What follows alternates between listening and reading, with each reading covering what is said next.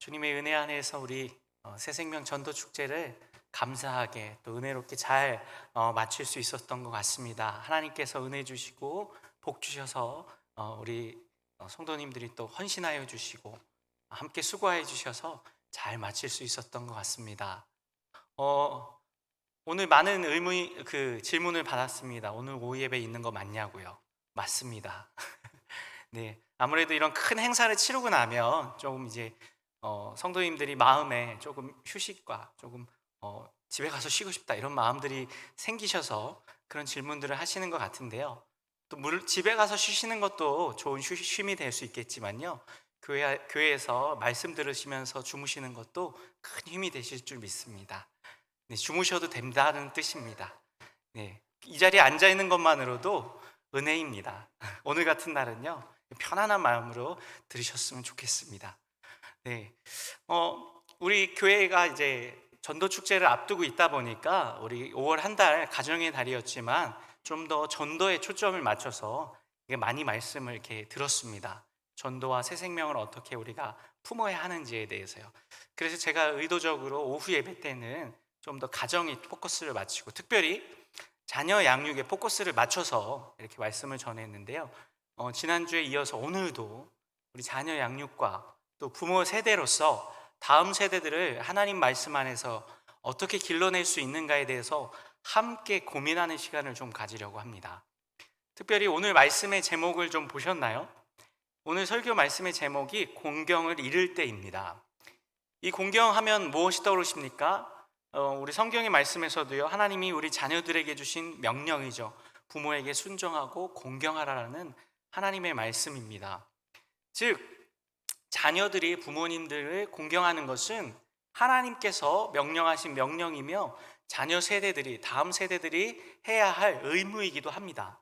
근데 중요한 것은 무엇이냐면요, 요즘 세태는 어떻습니까? 자녀 세대들이, 또 우리 자녀들이 공경을 잃어가고 있습니다. 특별히 부모님에게, 또 윗세대들에게, 어른들에게 공경을 잃어가고 있는 것이 현실이라는 것입니다. 우리 성도님들을 어떻게 느끼십니까? 그래도 저는 우리 한누리 전원교회는 참 감사하다고 느끼는 게 뭐냐면요, 오늘도 보셨죠? 오늘 우리 새생명 전도 축제 하는데 우리 다음 세대 아이들이, 모든 우리 교육부서 아이들이 총동원되어서 함께 기쁨으로 또 감사함으로 이렇게 율동도 하고 무언극도 하고 이런 준비된 것들을 하나님 앞에 올려드리는 모습을 보았는데요. 사실 우리 성도님들이 아실지 모르겠지만요, 이렇게 다음 세대의 아이들이 이렇게 전도 축제라든지 이런 교회 행사에 이렇게 적극적이고 잘 준비되어서 드려지는 경우가 요즘에는 잘 없습니다. 다른 교회들 이렇게 물어보시면 아시겠지만요, 다음 세대들 아이들, 우리 자녀 세대 아이들이 이렇게 교회 행사에 적극적으로 또 앞장서서 이렇게 한다는 것이 요즘 교회들 모습에서는 잘 보여지지 않습니다. 교회만이 아니죠. 가정 안에서도 우리 자녀들이 이제는 어떻습니까? 부모님에 대한 공경을 많이 잃어갑니다. 그것을 이러한 세태를 보여주는 대표적인 요즘 말이 있는데요, 속어인데, 꼰대라는 말 아십니까? 네, 이제는 뭐 너무 많이 사용되고 방송에서도 뭐 심심치 않게 사용하는 말이 되어서 뭐 자연스러운 말처럼 여겨지는데요, 사실은 이게 원래 있던 말도 아니고 중요한 건 좋은 말도 아닙니다. 이 꼰대라는 표현 속에는 아주 부정적인 의미가 담겨 있는데요, 어떤 부정적인 의미가 담겨 있죠? 윗세대들, 특별히 부모님이라든지 어른들에 대한 부정적인 말이 담겨 있는데요, 이걸 이제 제가 이제 인터넷 사전으로 찾아보니까요, 근래에 자기의 구태의연한 사고방식을 타인에게 강요하는 이른바 꼰대질을 하는 직장 상사나 나이 많은 사람을 가리키는 말로 변형된 속어라고 이렇게 소개하고 있습니다. 즉 무슨 말입니까? 나보다 나이가 많은데 그게 어른이 될 수도 있고, 교회 뭐 집사님, 권사님, 장로님이 될 수도 있고, 심지어는 집안의 부모님조차도 자기 생각이나 마음에 들지 않는 이야기들을 하는 부모 세대들을 비하하면서 부르는 말이 되어버렸습니다. 이러한 말이 시사하는 바가 무엇일까요? 바로 이 세대들은, 지금 우리 다음 세대들은 부모님이나 어른들에 대한 공경과 또 순종을 잃어가고 있다는 것입니다. 부모님들을 존중하거나 부모님들의 말씀을 귀담아 들으려는 마음이 사라지고 있다는 것입니다. 그러면서 나에게 부모라고 하여서 혹은 선생님이나 목사님이나 교회의 어른이라고 하여서 내가 듣고 싶지 않은 말을 하면 꼰대 취급을 하며 귀를 닫아버리는 것이 현실이 되어버렸습니다. 참 안타까운 일입니다. 한탄스러운 일이죠. 저도 이제는 젊은 세대가 아니게 되었습니다. 제가 오늘 이렇게 머리 넘기고 와서 많이 무리를 일으켰는데요, 한 살이라도 젊어 보이고 싶은 마음이 좀 있었습니다. 이제는 누가 뭐래도 아저씨입니다. 어딜 가도 뭐 아저씨란 소리 다 듣고요, 당연히 애아빠라는 소리 듣습니다. 그러다 보니까 어른의 마음이 불과 한 5년 전까지만 해도 잘 이해가 안 됐습니다. 꼰대라는 말을 듣는 게 뭐 그렇게 싫은가. 근데 저도 듣다 보니까요, 너무 싫어요. 그리고 저는 목사잖아요. 그래서 이제 교회 아이들에게 말씀만 가르치는 것이 아니라 삶의 태도에 대해서도 또 발음에 대해서도 이렇게 이야기를 해주는데요, 지금은 제가 이제 유초등부 아이들을 담당하고 있다 보니까 유초등부 아이들은 아직은 어려서 아직은 제 말을 듣습니다. 근데 제가 직전 교회까지 사역할 때는 중고등부 청년들을 담당했었는데요, 절대 안 듣습니다. 바로 이 꼰대처럼 여기는 거예요. 제가 조금 뭔가 삶에 대해서 또는 하는 행실에 대해서 바른 말을 해주고 좀 더 바른 방향으로 이끌어 주려고 이렇게 이야기를 하려고 치면요, 아이들이 바로 표정이 바뀝니다. 그러면서요, 아주 영혼이 없는 대답을 해요. 네. 이 말 속에 어떤 의미가 담겨 있는지, 이 뉘앙스 속에 어떤 느낌이 담겨 있는지 아마 우리 부모 세대 성도님들은 다 느끼실 것입니다. 이처럼요, 소통이 어려워지고 또 자녀 세대들에게서 공경이 사라지고 있는 현실을 우리가 맞닥뜨리고 있습니다. 그럼에도 불구하고 우리는 어떻게 해야 합니까? 자녀 세대들을 하나님 말씀 안에서 길러내야 합니다. 아무리 우리를 꼰대라고 비하하고 우리의 말에 귀를 닫는다 할지라도요, 우리는 자녀들을 길러내는 것, 다음 세대들을 하나님 말씀 안에서 길러내는 일을 포기해서는 안 된다는 것입니다. 그러기에요, 우리가 그냥 이러한 세태, 꼰대라는 말로 어른들을 비하하는 다음 세대들을 그냥 못마땅하게만 생각하고 다 너희의 잘못이다 라고 이렇게 치부해버리는 것으로 그칠 것이 아니라요, 과연 왜 다음 세대들은, 또 우리 자녀 세대들은 왜 우리를 꼰대라고 부르면서 공경하지 않는가? 귀를 막고 왜 하나님의 말씀조차도 들으려 하지 않는가? 그 이유를 알아야 합니다. 그래서요, 오늘은요, 제가 그 이유에 대해서 조금 함께 살펴보고자 합니다. 물론 각 가정마다 또 각 교회마다 각 사람마다 구체적이고 세세한 내용과 이유는 다 다릅니다. 어느 가정은 저런 이유로, 또 이러한 가정은 이런 이유로 부모 자녀 간의 그 소통이 사라지고 공경이 사라졌습니다. 그러나 중요한 원리가 있는 것 같습니다.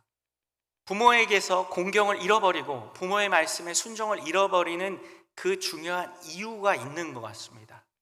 그래서요, 그 이유를 우리가 함께 찾아보고자 하는데요, 특별히 성경에서 말씀을 통해서 한번 찾아보고자 합니다. 우리 성도님들 생각하실 적에 성경에서 자녀 교육을 가장 못했다라고 할 수 있는 인물이 누가 있을까요? 한번 떠올려 보시죠. 생각해보면 많은 인물들이 떠오릅니다. 사실은 성경 속에서 하나님의 그 사람이라고 하나님이 부르시고 선지자, 어떤 사람은 선지자, 어떤 사람은 제사장으로, 어떤 사람은 왕으로 이렇게 부른 사람들 몇면을 보면요, 대다수의 사람들이 자식 교육은 망합니다. 잘 못해요.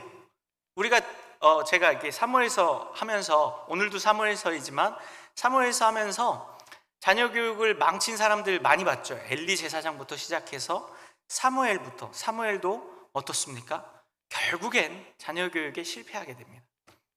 이처럼 많은 자녀 교육에 실패한 사람들이 있는데 그 중에 대표적인 인물을 꼽으라고 하면 저는 다윗을 꼽고 싶습니다. 아니, 다윗이요? 어떻게 생각하십니까? 근데 다윗의 가정사를 알고 나면 다 아실 텐데요, 다윗의 가정사를 보신 분들은 아실 겁니다. 이 집안은 어떻습니까? 풍비박산 난 집안입니다. 형제간에 사륙을 하는데 이 형제들 다 죽입니다. 다 죽이고 아주 위태위태합니다. 아버지까지 아들이 죽이려는 패륜에 패륜을 더하는 그런 일들이 일어나는 집안이 어디입니까? 다윗의 집안입니다. 여기서 그치지 않죠. 그 형제 간에 어떤 일까지 일어나게 됩니까? 근친상간까지 일어나게 됩니다. 참으로 성경에서 하나님 보시기에 뭐 성경과 하나님 말씀이 아니더라도 사회에서 보더라도, 일반 사회에서 보더라도 야, 저 집안은 정말 콩가루 집안이야 라고 말할 만한 집안이 어디입니까? 다윗 집안입니다. 참 의외죠. 하나님이 그렇게 사랑하시고 하나님이 그렇게 쓰신 사람, 또 하나님이 그 믿음을 인정하여 주신 다윗임에도 불구하고 그 가정은 어떻습니까? 풍비박산 난 집안입니다. 결국 하나님의 은혜로 솔로몬이라는 다음 세대의 아들이, 왕이 세워지고 다윗보다 더 큰 그런 치세를 하는 왕이 세워지기는 했지만, 그러나 나머지 자녀들은 어떻습니까? 너무나도 실패한 집안이라는 것을 누가 뭐래도 인정할 수밖에 없는 집안이 바로 다윗 집안입니다. 그럼 이 실패가 왜 일어났을까요? 아니, 분명히 다윗은 그 누구보다도 하나님을 경외하고 두려워하며 하나님 말씀을 순종하고 쫓는 자였는데, 그리고 그 하나님을 경외하는 것을 이방 민족에게까지도 전파하려고 애쓰던 사람인데, 어째서, 그리고 예수님의 혈통이 이어지는 그러한 예수님의 모습을 예표의 모습을 보여주는 집안이기도 한데 도대체 왜 이런 일이 일어났을까? 오늘 우리가 그 집안에서 일어난 일들을 통해서 자녀 세대들이, 또 다음 세대들이 왜 부모님 말씀에 순종하기를 거부하고 공경을 잃어버리는지, 그리고 그럼 어떻게 해야만 그 공경을 다시 회복하고 부모님 말씀, 또 하나님 경외하는 그러한 가정을 이룰 수 있는지를 좀 살펴보고자 합니다. 먼저 오늘 말씀은 우리가 되게 짧게 읽었습니다. 근데 왜 이렇게 짧게 읽었냐면요, 사실 이 다윗 집안의 이 풍비박산 나는 이야기는 상당히 깁니다. 사무엘하 13장부터 시작해서요, 쭉 뒤를 이어가면서 계속해서 그 다윗 집안의 아들들, 자녀들이 서로를 강간하고 또 복수하고 죽이고, 또 아버지에게 반역을 일으키고 형제 자매를 죽이고, 심지어는 그 아버지의 다른 부인들까지 강간하는, 너무나도 천인공노할 만한 일들이 계속 일어나게 됩니다.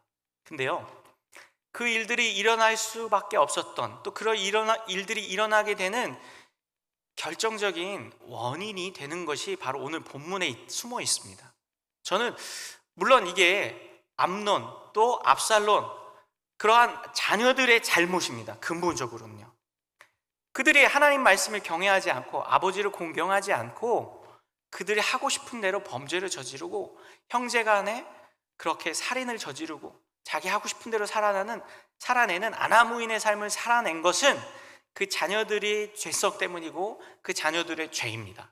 근데 잘 살펴보면요, 그 죄가 어디부터 비롯되게 되었는지, 그리고 그 죄가 들어오게 되는 틈이 어디부터 벌어지게 되었는지를 좀 우리가 경계하면서 살펴봐야 하는데요, 그것이 오늘 본문에 나온다고 보여지는데요, 오늘 본문 21절을 다 함께 읽어보겠습니다. 오늘 본문 21절입니다. 함께 읽습니다. 시작. 다윗 왕이 심히 노하니라. 다윗이 뭐 했다고 합니까? 심히 노했답니다. 무슨 일 때문이죠? 간략하게 사건의 전말을 좀 말씀드리면요, 암논이 배다른 그 여동생 다말을 마음에 품게 됩니다. 연정을 갖게 돼요. 그래서 이 다말을 자기 아내로 맞이하고 싶고 자기가 품고 싶은데 형제지간이잖아요. 하나님께서 근친상간을 금하셨죠. 근친혼을 금하셨죠. 그래서 할 수가 없는 거예요. 근데 마음이 막 이렇게 불일 듯 일어나는 거죠. 그 사랑하는 마음은 아무리 형제간이라도 끊을 수가 없나 봐요. 그래서 결국 어떻게 합니까? 범하게 됩니다. 근데 범한 것을 끝이지 않고요, 그 일에 대해서 책임을 지지 않습니다. 우리가 말씀을 보면 알죠. 다말을 범하고 난 다음엔 마치 헌신짝을 내어버리듯이 버려버리게 됩니다. 내 집에서 나가라 이러면서요. 그리고 이 일을 알게 된 다말과 동복 형제인, 동복 오빠인, 어머니도 같고 아버지도 같은 압살론이 이 일을 알게 됩니다. 근데 이 일을 아는 압살롬이요, 어떻게 합니까? 20절을 보겠습니다. 함께 있습니다. 시작. 그의 오라버니 압살롬이 그에게 이르되 내 오라버니 암놈이 그는 내 오라버니이니 누이야 지금은 잠잠히 있고 이것으로 말미암아 근심하지 말라 하니라. 이에 다말이 그의 오라버니 압살롬의 집에 있어 처량하게 지내니라. 압살롬이요, 배다른 형제, 이복형이죠. 이복형, 첫째 형 암논이 자기 동생을 그 범한 걸 알게 되는데 어떻게 합니까? 가만히 있습니다. 그러니까 아무런 조치를 취하지 않고 오히려 다말에게 지금은 참자 이러고 있는 거예요. 이해가 안 가시죠? 근데 복수를 해보시는 분들은 아실 텐데요, 이 압살롬이요 어떻게 합니까? 마음에 복수를 품습니다. 복수를 할 계획을 품습니다. 그리고 어떻게 합니까? 치밀하게 준비합니다. 요 근자의 드라마 중에서 이 치밀한 복수로 아주 유행을 대히트를 끌었던 드라마인데 혹시 아십니까? 모르십니까? 저도 제목이 기억이 안 나서 여쭤보는 겁니다. 넷플릭스에서 했더라고요. 전 보지는 않았는데요, 아무튼 송혜교 씨 나온 드라마 있습니다. 저도 더글로리요. 이름도 은혜롭네요. 드라마 제목이 더글로리라는 제목 그 드라마인데요, 내용은 제가 들어서 알아요. 하도 유명해졌어요.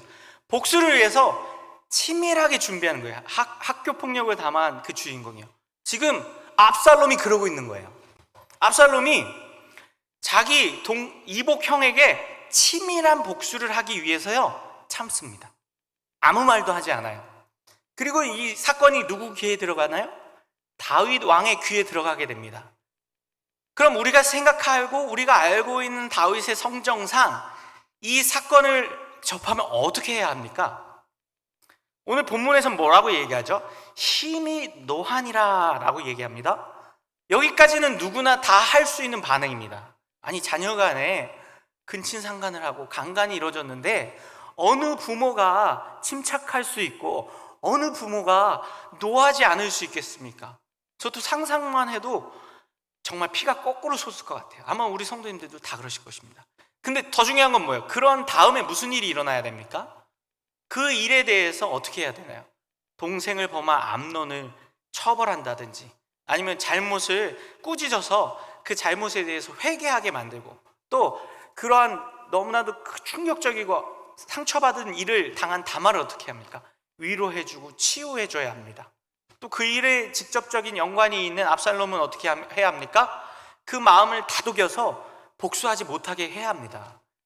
사람이라면 누구나 다 복수심이 일어날 것 아니겠습니까? 근데 다윗이 지금 뭐 했다고 합니까? 노하기만 했대요. 이게 잘못입니다. 이게 공경을 잃어버리게 하는 첫 번째 이유입니다. 묵과하는 것입니다. 죄에 대해서, 잘못된 자녀들 간의 문제에 대해서요, 부모로서 그 일을 모른 척 하는 것. 근데 사실 이해는 됩니다. 저도 이제 자녀를 키우는 입장에서요, 자녀의 문제에 있어서만큼은요 어떻게 해야 될지를 모르겠더라고요. 이성을 잃어버리더라고요. 저도 제가요 뭔가 이렇게 저 앞에 닥쳐지는 일이나 어려운 일이 있을 때 제법 침착하다고 저는 느꼈거든요. 근데 제 아이가 태어나고 어느 날 이제 침대에 눕혀서 재웠는데 애가 조용한 거예요. 왠지 느낌이 쎄해요. 들어가 봤더니 침대와 벽 사이에 애가 굴러가서 껴있더라고요. 그 순간 제가 이렇게 들고 있던 핸드폰을 집어던지고, 저도 제가 그런 행동을 할 줄 몰랐어요. 집어던지고 달려가서 그 아이를 꺼내더라고요. 부모는 어떻습니까? 자녀의 문제만큼은요 이성을 잃는 것이 상식입니다. 사실입니다. 아마 자녀를 두신 부모님들은 다 공감하실 것입니다. 근데 중요한 건 뭐냐면요, 당장에는 그 일에서 상식을 잃어버리고 이성을 잃어버리고 어떻게 대처해야 할지를 모를 수 있습니다. 어느 부모나 다 그럴 수 있습니다. 그러나 시간이 지나면 그 일에 대해서 어떻게 해야 합니까? 수습해야 합니다. 수습한다는 것이 단순히 인간적인 방법, 사람의 방법을 동원해서 그 문제를 해결하는 것이 아니라 기도하고, 또 형제 간의 문제만큼 해결하기 어려운 게 어디 있습니까? 저는 아직 아들이 하나인데요, 이제 둘째가 이제 곧 태어나는데, 둘째 태어나면 어떻게 될지 앞날이 깜깜합니다. 지금도 제 아들이요 지 엄마가 다른 아이들을 안아주기만 해도 와서 때립니다.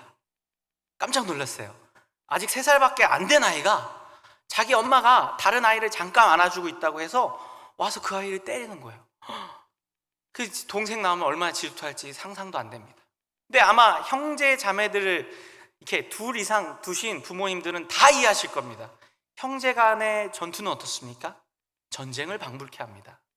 그리고 그 문제를 부모의 입장에서는 중재하기가 너무 어렵습니다. 첫째 아이의 편을 들면 둘째 아이가 울고, 둘째 아이의 편을 들면 첫째 아이가 화를 내고, 누구의 편을 들어도 본전도 못 건지는 것이 형제 간의 분쟁을 조종하는 부모의 입장입니다. 그런데요, 그럴 때일수록 어떻게 해야 합니까? 우리가 더 지혜를 짜내야 합니다. 자녀를 어떻게 더 잘 길러낼 수 있을 것인가를 고민해야 합니다. 그리고 어떻게 합니까? 기도해야 합니다. 근데 다윗은 지금 어떻게 합니까? 이게 그냥 단순히 형제간에 치고받고 하는 게 아니잖아요. 맛있는 음식 넣고 싸우는 것도 아니고, 핸드폰 갖고 싶다고 조르는 것도 아니고, 어떤 일입니까? 형제간에 강간을 저지르고, 그 일을 모른 척 덮고, 또 다른 형제는 그것으로 인해서 마음에 원한을 품고, 물론 압살롬이 원한을 품은 것을 티내지 않으니까 다윗이 모를 수도 있습니다. 근데 모를 수 있을까요? 부모 입장에서 자녀에게 일어난 이런 천인공노할 만한 일을 보면서 부모가 그냥 화만 내고 손 놓고 있어야만 할까요? 근데 다윗이 지금 그러고 있다는 것입니다. 묵과하고 있어요. 모른 척 지나가려고 하고 있습니다. 근데요, 그 이유가 있습니다.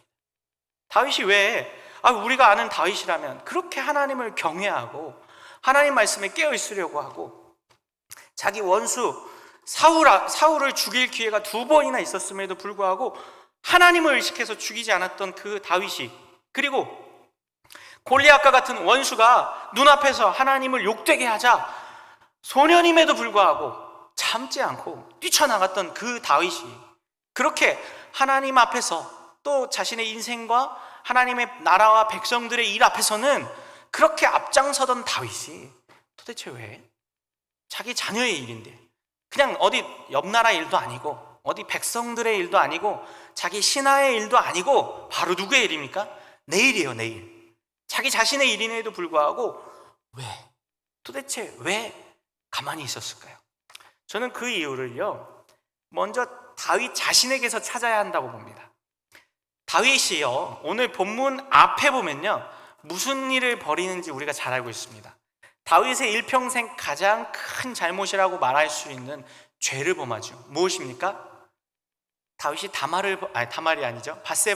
밧세바를 범하죠. 우리아의 아내 밧세바를 범하고, 그 일을 덮기 위해서 어떻게 합니까? 우리아를 전쟁터에서 불러냈다가 그것도 여의치 않으니까 전쟁터 맨 앞에 가게 해서 고의적으로, 미필적 고의라고 얘기하죠. 고의적으로 이 우리아가 죽게 만듭니다. 그리고 그 일을 마치 아무 일도 없었던 것처럼 덮고 넘어가려고 하는데, 하나님께서 나단 선지자를 보내서 어떻게 하십니까? 그 다윗의 죄를 책망하십니다. 그리고 다윗이 어떻게 하죠? 그 일에 대해서 회개합니다. 그리고 우리가 보기에는 다윗과 그 다윗의 잘못들이 하나님 앞에서 용서받은 것 같습니다. 맞습니다. 하나님은 다윗의 그 죄에 대해서는 용서하셨습니다. 그러나 그 죄의 결과로서 그 밧세바를 범하여서 생긴 아이는 어떻게 됩니까? 하나님께서 뺏어가십니다. 잃어버리게 만드십니다. 그 과정에서 다윗은 어떻게 합니까? 금식하고 이랫동안 기도하면서 철저하게 하나님 앞에 매달립니다. 그럼에도 불구하고 하나님은 그 죄의 결과이기 때문에 그 죄의 결과를 다윗이 받게 만드십니다. 여기까지는 우리가 너무나도 잘 아는 내용입니다. 근데요, 이 다윗의 여호와 경외를 잃어버렸던 이 사건이요, 결국 자녀들에게 영향을 주었던 것입니다.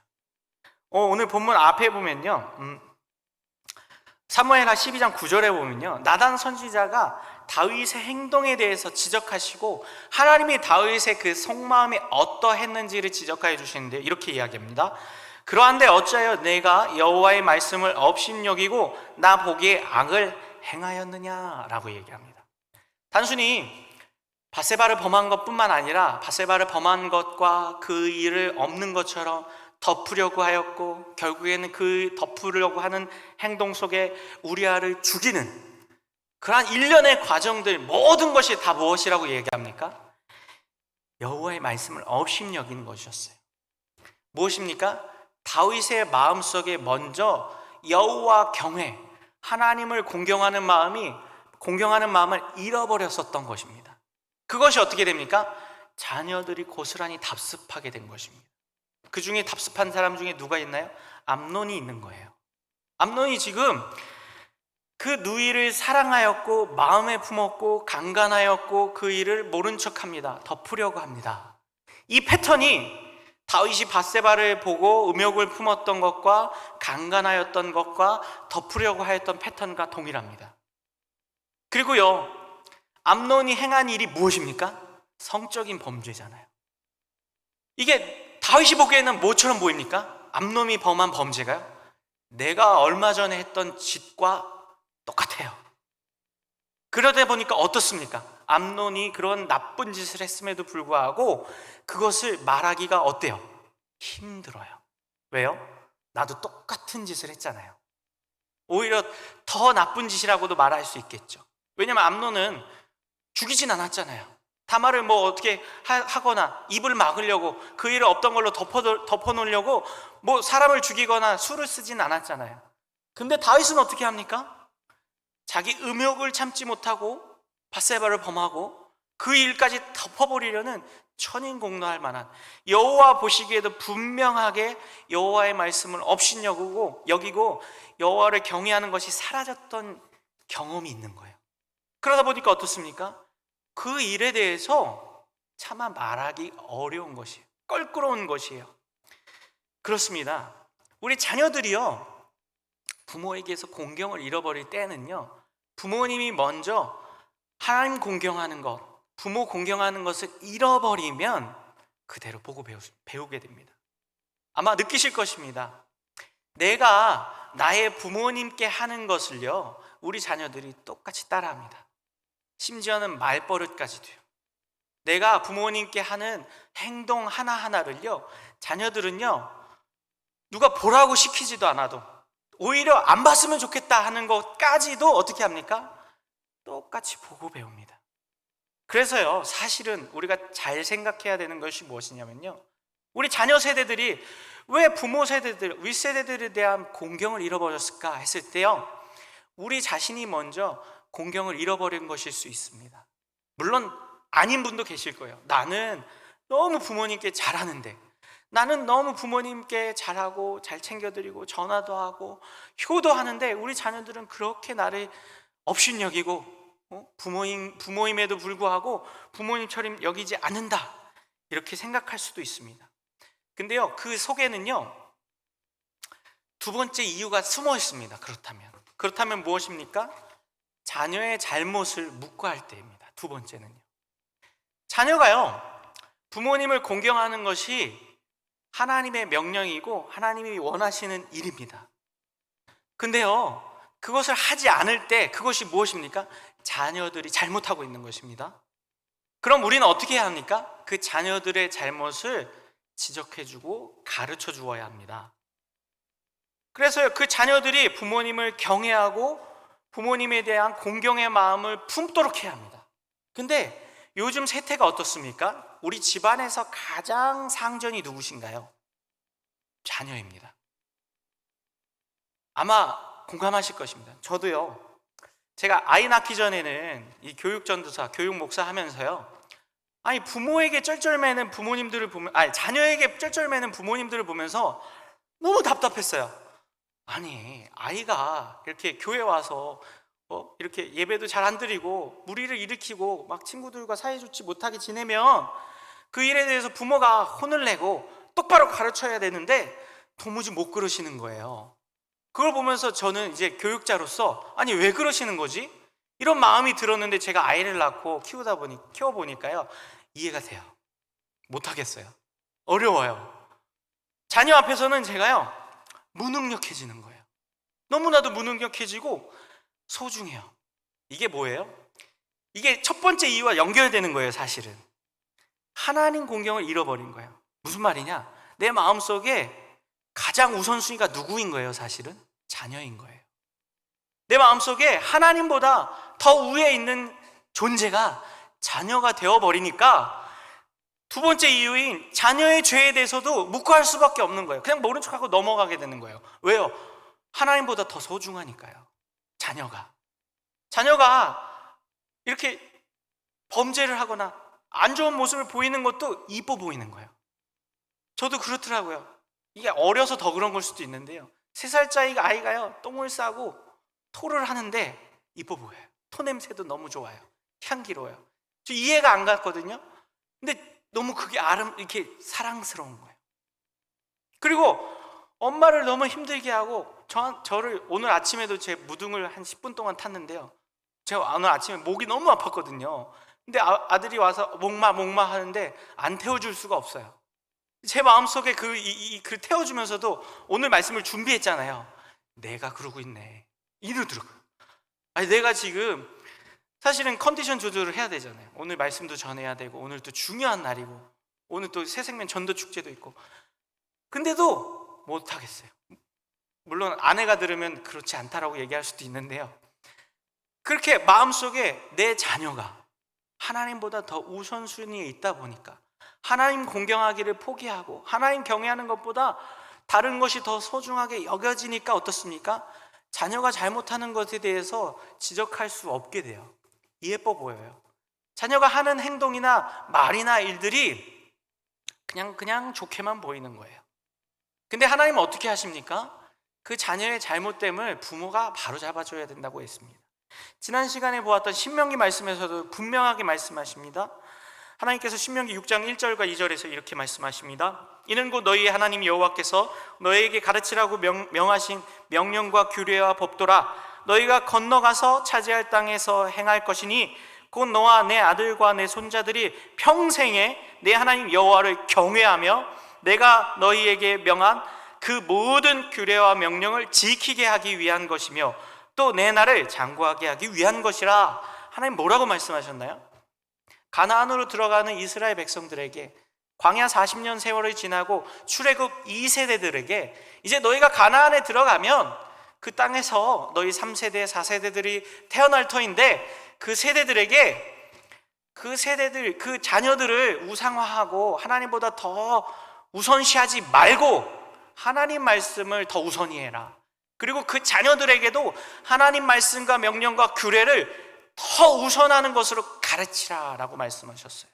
신약 성경에서도요, 이를 위해서 성경을 주셨다고 말해요. 뭐라고 하시냐? 디모데후서 3장 16절에요. 모든 성경은 하나님의 감동으로 된 것으로 교훈과 책망과 바르게 함과 의로 교육하기에 유익하니 이는 하나님의 사람으로 온전하게 하며 모든 선한 일을 행할 능력을 갖추게 하려 함이라 라고 말씀하십니다.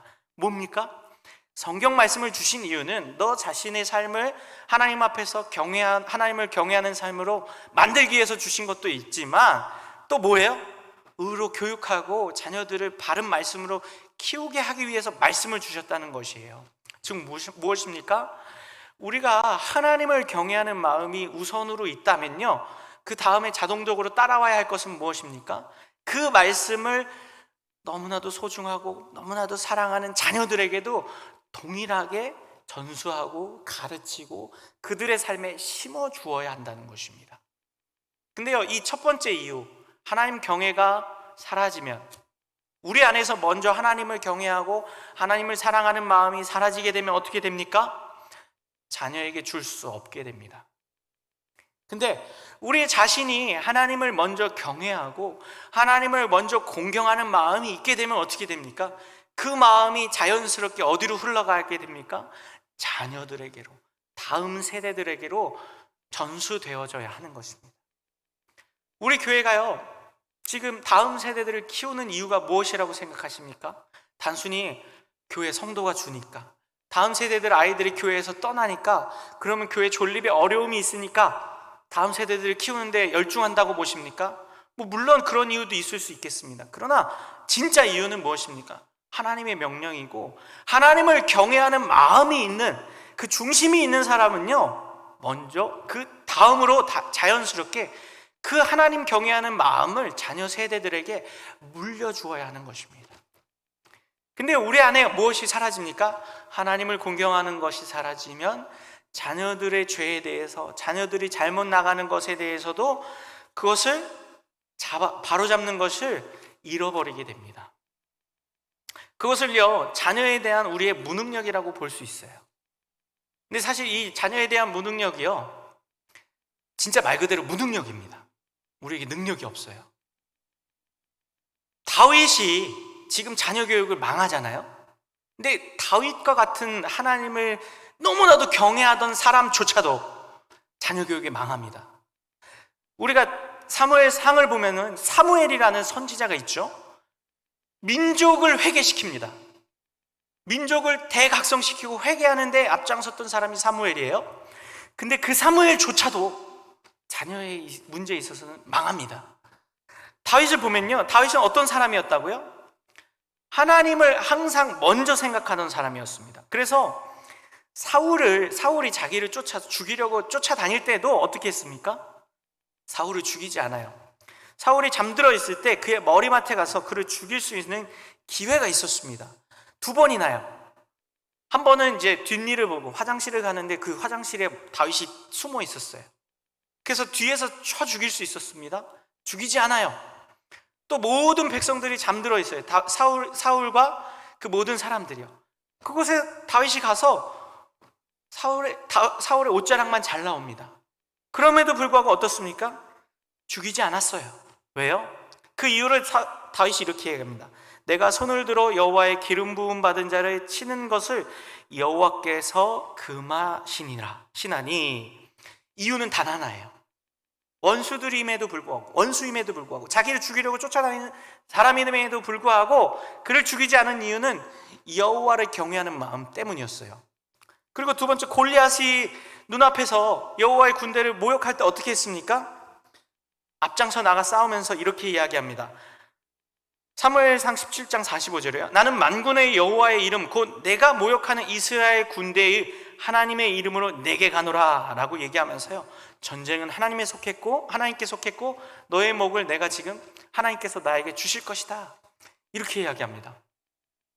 그럼 뭐예요? 분명히 제가 지금 말씀드렸죠.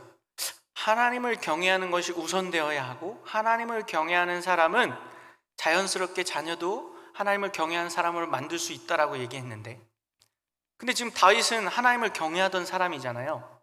하나님을 경외하고 하나님을 항상 의식하던 사람이잖아요. 근데 말씀드렸죠, 다윗도 그런 경외를 잃어버리는 때가 옵니다.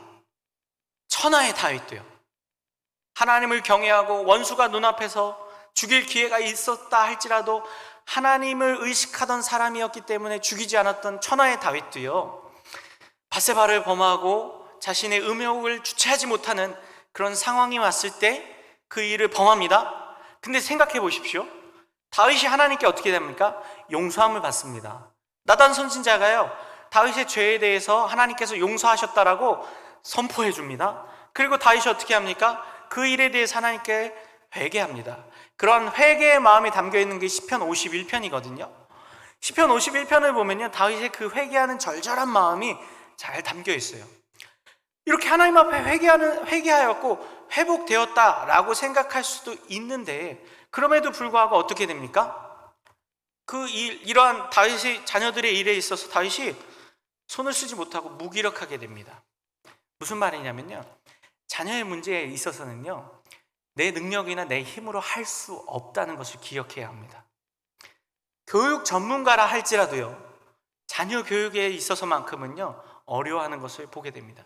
제가 전에 섬겼던 교회에서요, 미국으로 유아 교육을 전공하러 다녀오셨던 여집사님이 계십니다.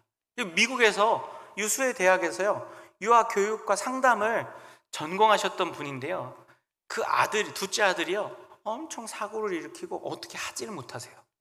이제 중학생이 돼서 사춘기가 오니까요, 자녀 양육에 통달했다고, 또 유수의 대학에 가서 유학까지 하고 온 사람이라 할지라도 못하더라고요. 자기 자녀의 문제에 있어서만큼은요 할 수가 없는 거예요. 다윗도 못했던 걸요, 사무엘도 못했는 걸요. 성경에 유수한 많은 인물들이요, 자녀 교육은 실패하고 하지 못하는 것을 보게 됩니다. 그럼 우리는 어떻게 해야 할까요?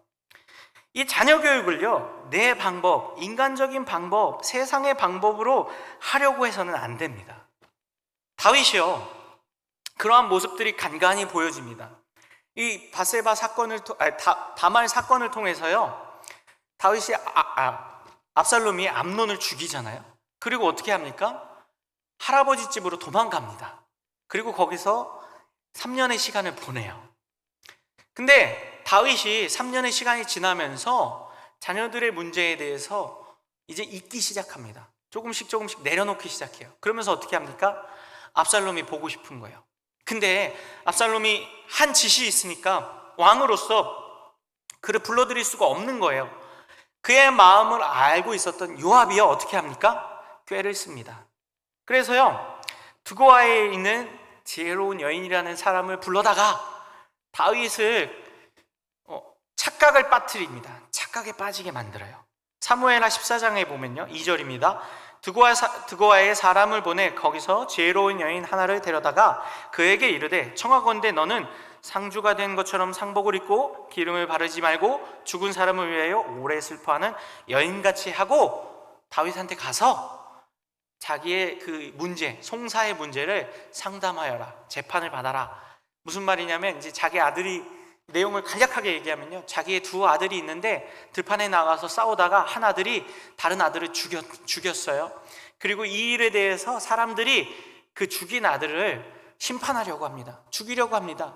근데 그 여인에게는 아들이 둘밖에 없어요. 한 아들은 이미 죽었고 나머지 한 아들마저 사람들이 죽이려고 하는데 이 일을 제발 막아주십시오 라고 다윗에게 와서 호소하는 겁니다.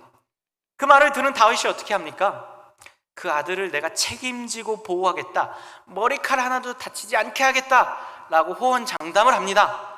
그러자 이 여인이 어떻게 합니까?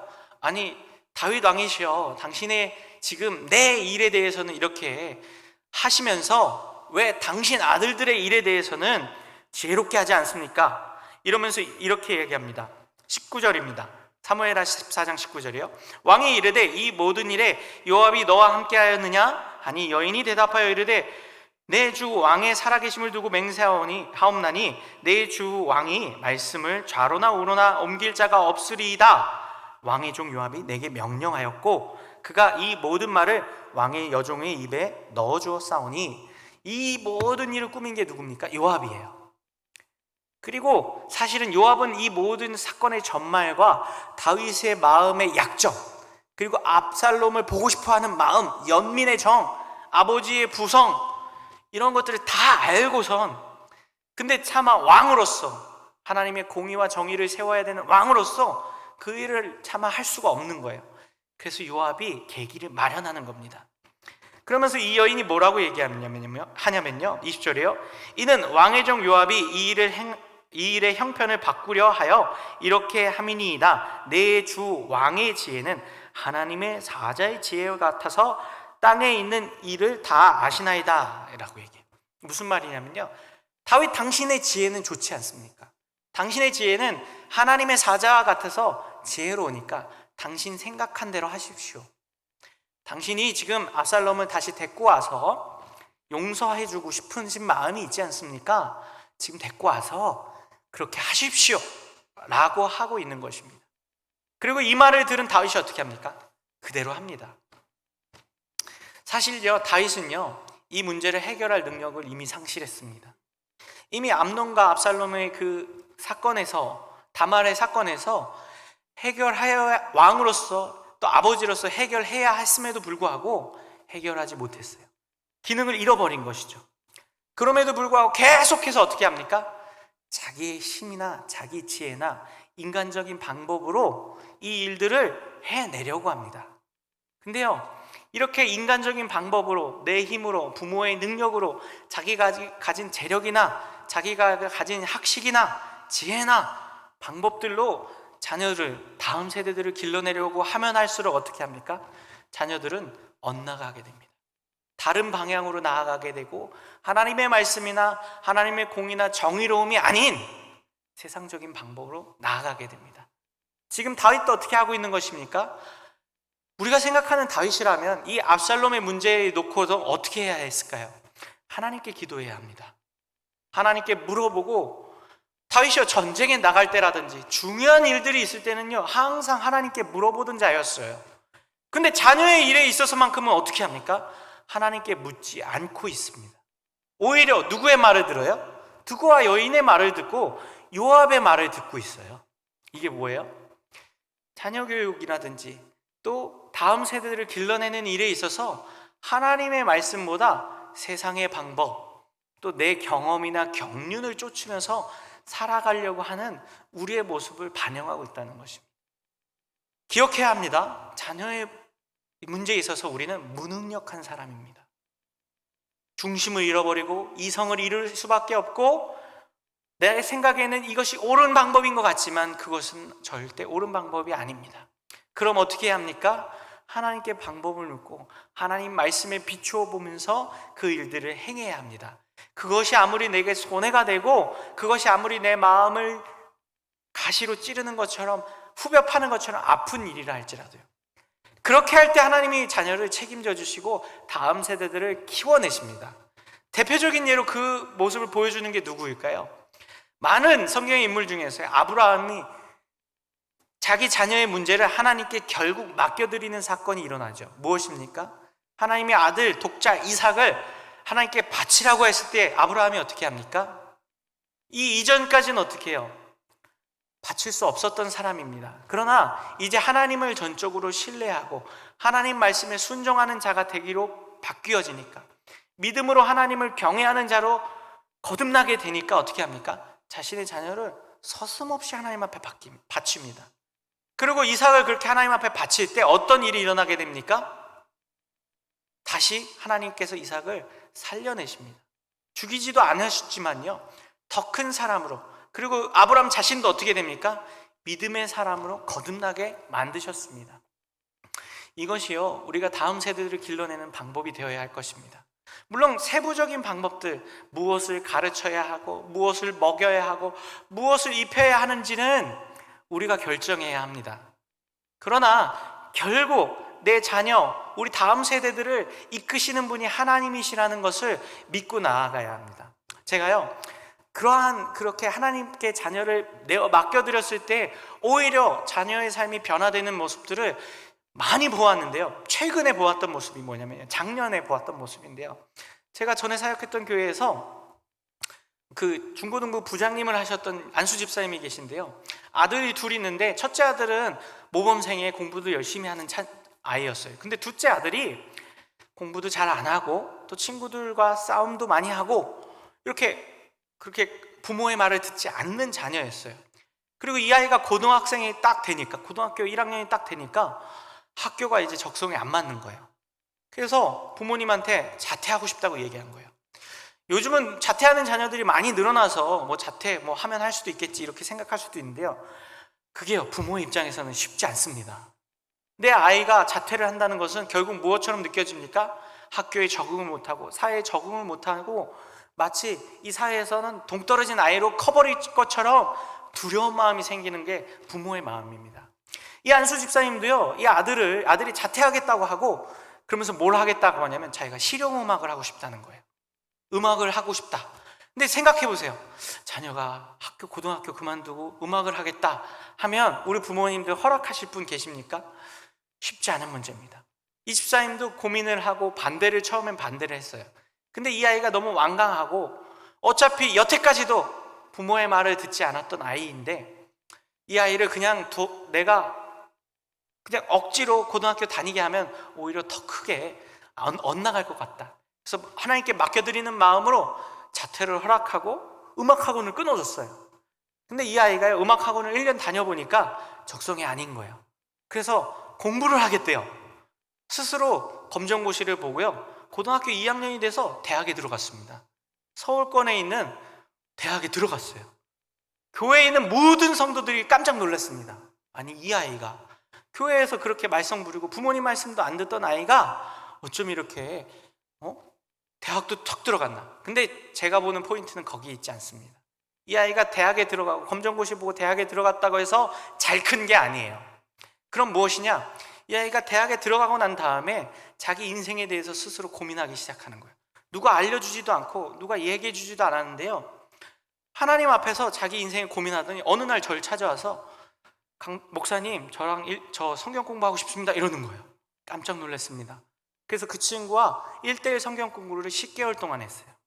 그러면서 이 친구가요, 인생의 문제에 대해서 그리고 자신의 신앙생활에 대해서 깊이 고민하기 시작하였습니다. 물론 지금도 우리가 생각하는 것만큼 그렇게 멋진 그리고 완벽한 그런 아이는 아니지만요, 여전히 기도하고 여전히 하나님 앞에 자신의 인생을 고민하는 아이로 바꾸게 되었어요. 근데 그 집사님이 하셨던 행동은 무엇입니까? 더 이상 내 품 안의 자녀라고 생각지 않았던 거예요. 내 힘으로 길러낼 수 있을 것이라고 기대하지 않았습니다. 그럼 어떻게 했습니까? 하나님께 맡겨드렸어요. 그리고 수시로 저한테 말씀하셨어요. 우리 아들을 위해서 기도해 주십시오. 그리고 기도하면서 저와 그런 관계를 맺게 되고 말씀을 배우게 되면서 아이의 삶이 바뀌게 되었어요. 이러한 일들이요, 꼭 그 아이에게만 해당되는 것은 아닐 것입니다. 우리 자녀들, 또 우리 교회 안에 있는 다음 세대들에게도요, 충분히 적용될 수 있는 것입니다. 중요한 것은 무엇입니까? 우리 다음 세대들 자녀들을요, 하나님께 맡겨드린다는 믿음이 있어야 합니다. 하나님이 우리 자녀들을 길러주시고 하나님이 책임져 주신다는 믿음이 있어야 합니다. 그렇다고 해서 그냥 방치하라는 뜻이 아니라고 했죠. 말씀드렸죠. 잘못할 때 말씀으로 훈육하고 가르쳐야 합니다. 또 엇나가려고 할 때 하나님 말씀으로 기도로 우리 자녀들을 이끌어 주어야 합니다. 그리고 그 이끌음은 무엇이 선행되어야 합니까? 우리 자신의 신앙이 먼저 선행되어야 합니다. 우리 자신이 먼저 하나님을 경외하고 공경하는 마음을 가지고 그것을 보여줘야 합니다. 지난 시간과 일맥상통하는 말씀이지요. 우리 자녀들, 다음 세대들을 길러내는 방법은요, 우리 부모의 신앙을, 또 부모의 삶을 보여줄 때 자연스럽게 우리 자녀들이 보고 배운다는 것입니다. 근데요, 여기서 또 주의해야 되는 게 뭐냐면요, 내 자녀에게 보여주려고 가식적으로 하면요, 안 됩니다. 그럼 무엇입니까? 나와 하나님과의 관계가 1:1의 관계, 내가 먼저 하나님을 경외하고 올바로 세워지는 모습이 되어야 합니다. 때로는 실패할 수 있어요. 다윗처럼요. 다윗도 밧세바를 범하고 그 잘못이 어떻게 됩니까? 자연스럽게 자녀들에게 보고 배워졌잖아요. 그러나 그것을 다시 바로잡는 것은 누구였습니까? 하나님이 결국 바로잡으십니다. 우리 다음 세대들, 우리 자녀 세대들을 키우는 것도 동일할 줄 믿습니다. 하나님이 우리 자녀들을 길러주시고 키워주실 수 있다는 믿음이 있어야 합니다. 그래서요, 저는 이런 말씀을 드리고 싶어요. 우리의 신앙이 가장 먼저 증명되는 것은 가정이 되어야 합니다. 내 신앙이 교회에서 증명되는 것도 중요하겠지만요, 내 가정 안에서 먼저 증명될 때, 특별히 우리 자녀와 우리 다음 세대들을 통하여서 우리의 신앙이 증명될 수 있다는 것을 기억하시면서요, 우리의 삶의 모습을 먼저 하나님 앞에 바로 세워가야 할 것입니다. 그러기 위해서 우리는 어떻게 해야 합니까? 하나님께 의지해야 합니다. 완벽한 어른의 모습, 완전한 신앙인의 모습을 보이려고 하기보다는요, 우리 자신의 연약함을 인정하고 나의 무능력함을 인정하고 하나님께 의지하는 것, 하나님께 도움을 구하는 것, 하나님은 우리 인생을 책임져 주시고 이끌어 주신다라는 그러한 믿음의 모습을 가지고 살아갈 때에 하나님이 우리 자녀들을, 우리 다음 세대들을 말씀으로, 은혜로 길러주실 줄 믿습니다. 우리 함께 찬양하기 원합니다. 오늘 주는 완전합니다 라는